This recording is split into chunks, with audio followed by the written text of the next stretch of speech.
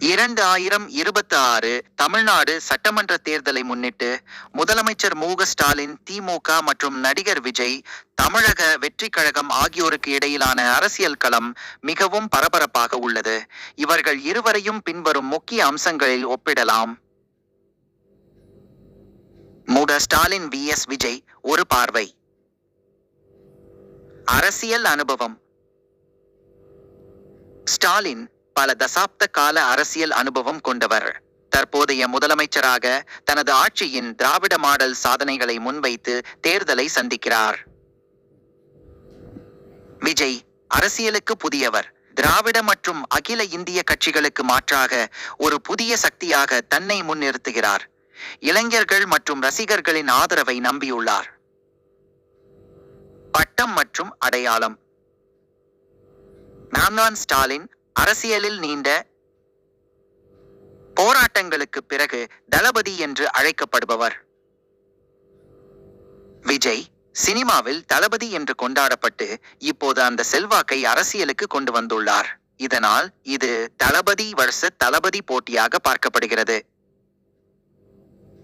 தேர்தல் உத்தி.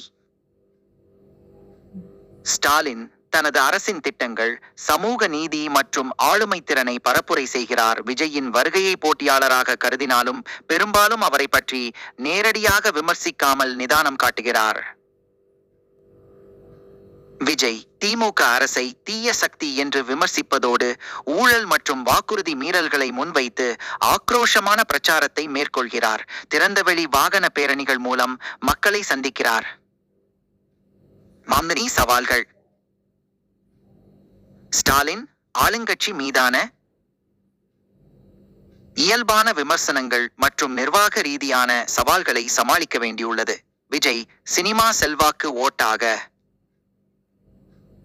மாறுமா மற்றும் கட்சியின் அடிமட்ட கட்டமைப்பு பலமாக உள்ளதா என்ற சவால்களை எதிர்கொள்கிறார்.